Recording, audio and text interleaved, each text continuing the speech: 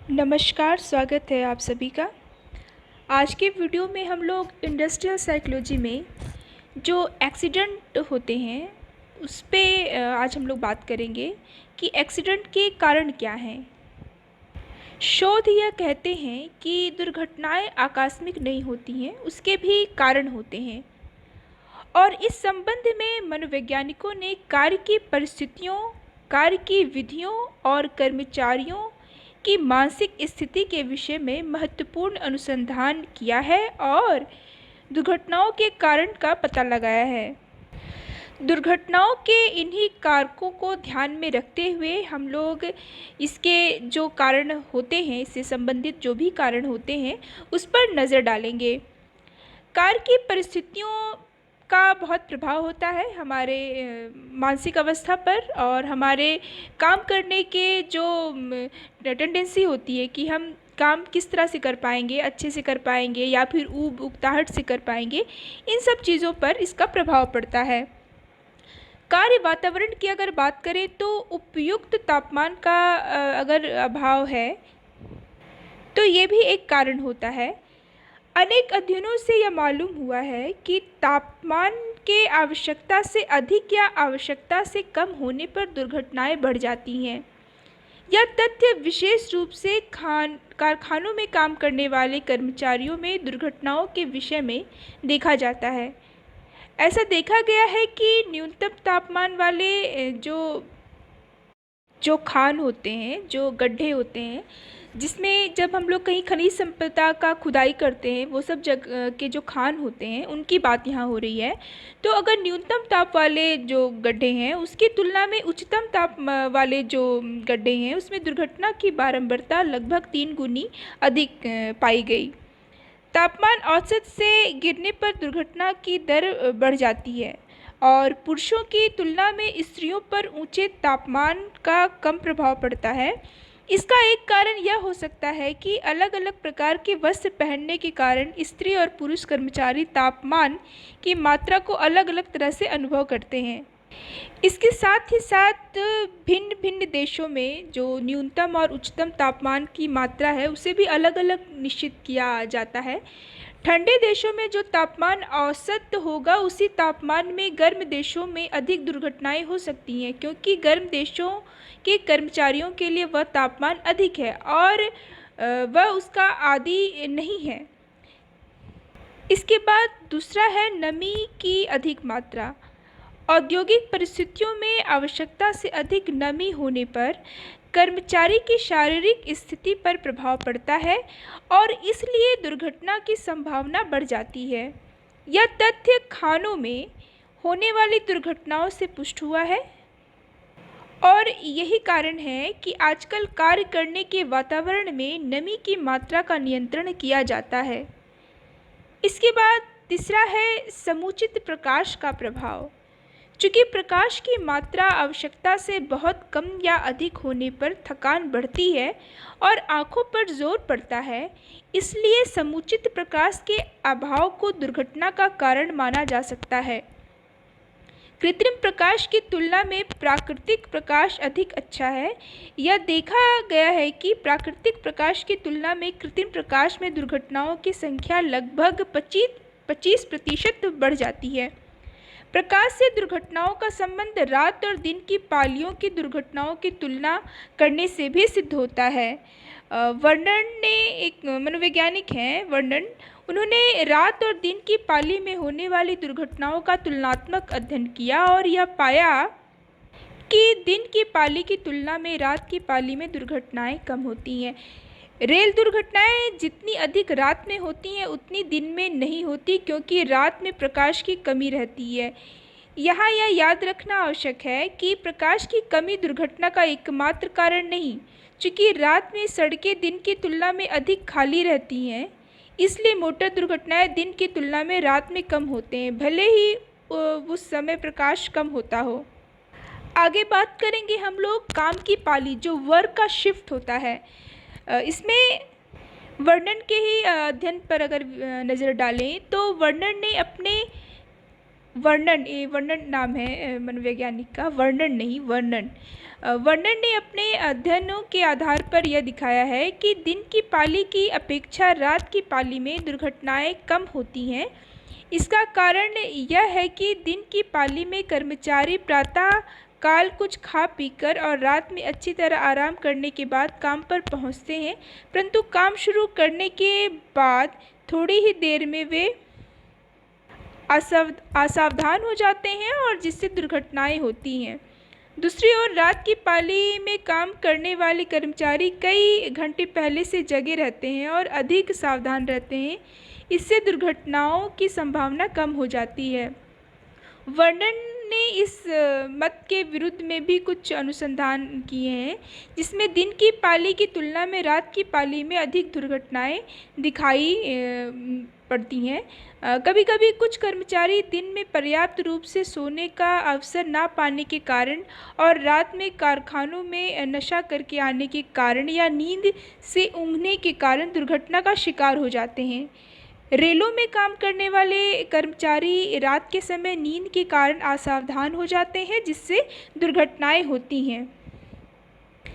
इसके बाद कार्य की जो विधि है, जो वर्क मेथड है, उस पर हम लोग नज़र डालेंगे, जो हमारे दुर्घटना होने की संभावना को प्रभावित करती हैं और कभी कभी इसके कारण भी बन जाती हैं। कार्य की विधियों में पहले तो कार्यकाल की जो लंबाई है, जो वर्क पीरियड का लेंथ है, उस पे हम लोग भी डिस्कस करते हैं। कर्मचारियों का कार्यकाल बढ़ने के साथ साथ थकान बढ़ती जाती है, जिससे लंबे काल में अधिक दुर्घटनाएं होती हैं।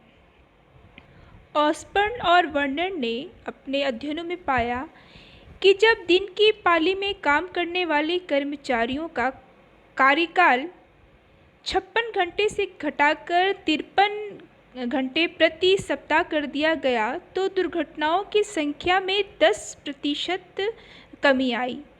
रात की पाली में काम करने वाले कर्मचारियों का कार्यकाल 63 घंटे से घटाकर 48 घंटे प्रति सप्ताह कर दिए जाने से दुर्घटनाओं में 25% की कमी पाई गई। बहुत बार यह देखा जाता है कि जब कर्मचारी काम के घंटों के अतिरिक्त ओवर टाइम में काम करने लगते हैं, तो दुर्घटनाएं जो हैं बढ़ जाती हैं और इस प्रकार से यह कहा जा सकता है कि कार्यकाल की लंबाई एक निश्चित सीमा से अधिक बढ़ने पर दुर्घटनाओं की संभावनाएं भी बढ़ जाती हैं।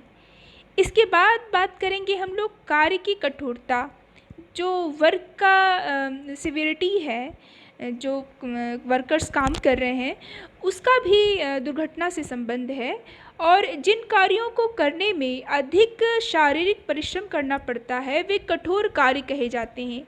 इस तरह के कठोर कार्य में अन्य कार्यों की तुलना में दुर्घटनाएं अधिक होती हैं। सन 1612 में अमेरिका में गोल्डमार्क ने प्रातःकाल और सायंकाल की दुर्घटनाओं का तथा कठोर और कम परिश्रम वाली दुर्घटनाओं का तुलनात्मक अध्ययन करके यह दिखाया कि कार्य की कठोरता दुर्घटना का कारण है और थकान बढ़ने के साथ साथ दुर्घटनाओं की संभावना बढ़ती है। तीसरा पॉइंट है कार्य की गति, स्पीड ऑफ वर्क। वर्नन के अध्ययनों से यह ज्ञात हुआ है कि कार्य की गति तीव्र होने के साथ साथ दुर्घटनाओं की संभावनाएं भी बढ़ती हैं। इसका मुख्य कारण यह है कि कार्य की गति बढ़ने से थकान बढ़ती है। माइल्स ने पेंडुलम परीक्षण के प्रयोग द्वारा उपरोक्त मत का समर्थन किया और यह दिखाया कि गति की तीव्रता से दुर्घटनाओं की बारंबारता बढ़ती है, किंतु दूसरी ओर सभी प्रकार के अध्ययनों से ऐसे ही परिणाम प्राप्त हुए हैं। उदाहरण के लिए अमेरिकन इंजीनियरिंग काउंसिल की ओर से न्यूयॉर्क में लगभग 10 लाख कर्मचारियों पर सुरक्षा तथा उत्पादन के अध्ययन में यह पता चला कि उत्पादन की गति बढ़ने के साथ साथ दुर्घटनाओं की संख्या कम हुई है। वास्तव में सबसे अधिक महत्वपूर्ण बात यह है कि विशेष उद्योग में आप किसे कार्य की उपयुक्त गति कहते हैं। भिन्न भिन्न व्यक्तियों के लिए उपयुक्त गति की मात्रा भी अलग अलग हो सकती है। कुछ लोग अन्य लोगों की तुलना में हमेशा ही अधिक तीव्र गति से काम करते हैं और उनकी गति को इससे कम करने पर दुर्घटना की संभावना होती है, क्योंकि उनका एक जो नेचर है जिस स्पीड में काम करने का, वो उस स्पीड में कंफर्टेबल है, उनके लिए वही आदर्श है। इसी तरह से कार की गति कुछ लोग हैं थोड़ा स्लो करते हैं, उनको बहुत फास्ट कर दिया जाए तो भी दिक्कत आ सकती है। इस तरह से यह स्पष्ट है कि जो कार की गति है और कार का जो सीवियरिटी है, ये सारी चीज़ें दुर्घटना के कारण हो सकते हैं। और इस प्रकार कार के प्रकार, यंत्र की रचना, कर्मचारियों के स्वास्थ्य, प्रेरणा, ये भी कारण होते हैं जो दुर्घटना के लिए उत्तरदायी होते हैं। इसके बाद सुरक्षा व्यवस्थाओं का अभाव भी एक कारण है दुर्घटनाओं को बढ़ाने में। दुर्घटनाएं बढ़ाने वाली कार्यविधियों में सुरक्षा व्यवस्थाओं के अभाव में कार्य करने की विधि भी सम्मिलित है। कहीं कहीं कारखानों में मशीनों पर सुरक्षा व्यवस्थाओं का कोई प्रबंध नहीं होता और इससे दुर्घटनाएं अधिक होती हैं, किंतु कहीं कहीं पर प्रबंध अच्छे होने के बावजूद भी कुछ कर्मचारी इन साधनों का प्रयोग करना नहीं चाहते और यह दिखाना चाहते हैं कि वो बिना इस तरह के चीज़ों का उपयोग किए भी काम कर सकते हैं। तो ये लापरवाही भी बहुत बड़ा कारण हो जाता है। ऐसी परिस्थिति में इस प्रकार की सुरक्षा व्यवस्थाओं का होना ज़रूरी है जिन्हें प्रयोग किए बिना कर्मचारी काम ही ना कर सकें। सुरक्षा व्यवस्थाएं बढ़ाने के साथ साथ दुर्घटनाओं की संख्या कम होती है और दूसरी ओर सुरक्षा व्यवस्थाएं कम होने के साथ साथ दुर्घटनाएं बढ़ती हैं। दुर्घटनाओं के संबंध में अब कुछ ऐसे कारकों पर भी हम लोग नज़र डालेंगे जो कर्मचारियों से संबंधित कारक होते हैं, जिसमें पहला तो है कि इमेच्योर एज। ऐसा अध्ययन में पाया गया है कि परिपक्व आयु के कर्मचारियों की तुलना में अपरिपक्व आयु के कर्मचारी शीघ्र और अधिक दुर्घटना के शिकार होते हैं। दूसरा है अनुभवहीनता, जिनके पास एक्सपीरियंस की कमी है, क्योंकि मशीनों पर काम करने में अनुभवी कर्मचारियों की तुलना में अनुभवहीन कर्मचारी दुर्घटना के शिकार अधिक होते हैं, क्योंकि उन्हें आइडिया नहीं होता है कि किस तरह से काम किया जाए, कुछ प्रैक्टिस नहीं, और अचानक से वो मैदान में उतर जाते हैं, तो इससे संभावना होती है कि दुर्घटनाएं हों। दूसरा है स्वास्थ्य का कंडीशन अगर अच्छा नहीं है किसी कर्मचारी का, तो वो भी एक कारण होता है दुर्घटना का। अगर कोई स्वस्थ नहीं है तो वो काम अच्छा नहीं कर पाएगा, अच्छे से नहीं कर पाएगा, मशीन का संचालन अच्छे से नहीं कर पाएगा और कोई लापरवाही उससे जाने अनजाने में हो सकती है। और शारीरिक दोष, जो फिज़िकल डिफेक्ट होते हैं, वो भी इसके कारण है। जैसे भिन्न भिन्न प्रकार के काम करने के लिए शरीर के अंगों में समुचित योग्यता की आवश्यकता पड़ती है। उदाहरण के लिए अनेक मशीनों पर काम करने में कर्मचारी की नेत्र शक्ति सामान्य होनी चाहिए। इसमें कमज़ोर आंखें वाले अगर होंगे तो दुर्घटना की संभावना होगी, और ऐसा ना होने पर वह दुर्घटना का शिकार होंगे। इसलिए रेलों में कर्मचारियों की नियुक्ति करते समय उनकी नेत्र शक्ति का विशेष रूप से परीक्षण किया जाता है। किसी कारखाने में कोई कर्मचारी कौन सा काम करता है, इससे यह निर्धारित हो सकता है कि उसके कौन कौन से शारीरिक अंग विशेष रूप से पुष्ट होने चाहिए। उदाहरण के लिए कोई ऐसा काम जिसमें हाथ का इस्तेमाल हो रहा है, हथौड़े का इस्तेमाल हो रहा है, और कर्मचारी का भुजा, उसका हाथ स्ट्रांग नहीं है, प्रॉपर नहीं है, तो उससे दुर्घटनाओं की संख्या बढ़ सकती है, संभावनाएं बढ़ सकती हैं। इसके अलावा हमारा समाज जो लिंग भेदभाव है उससे भी अछूता नहीं है, और कार्य की परिस्थितियों में भी इसका योगदान है, इसका प्रभाव पड़ता है। यह देखा जाता है कि लिंग भेद के कारण स्त्री और पुरुष कुछ विशेष प्रकार के काम करने के लिए अधिक उपयुक्त सिद्ध होते हैं। साधारणतया स्त्रियां कठोर परिश्रम के और खतरनाक परिस्थितियों के कामों को उतनी अच्छी तरह नहीं कर सकती जितनी अच्छी तरह पुरुष कर सकते हैं, और इसलिए इस तरह के कामों में उनकी दुर्घटनाग्रस्त होने की संभावना बढ़ जाती है। लेकिन कई बार इस तरह का एक भेदभाव, एक मानसिक रूप से जो बना लेते हैं धारणा, ये इसका भी कारण है कि स्त्री को कुछ काम के लिए स्त्री को परफेक्ट नहीं मानते हैं। हालांकि फिज़िकली बोला जाए तो स्ट्रांग लड़कों को ज़्यादा माना जाता है, लेकिन फिर भी आजकल अगर देखें तो बहुत से ऐसे काम हैं जैसे कि ड्राइविंग करना, रेल ड्राइविंग करना, ये सारी चीज़ें स्त्रियां भी कर रही हैं। तो ये कारण बहुत फिट नहीं बैठता है।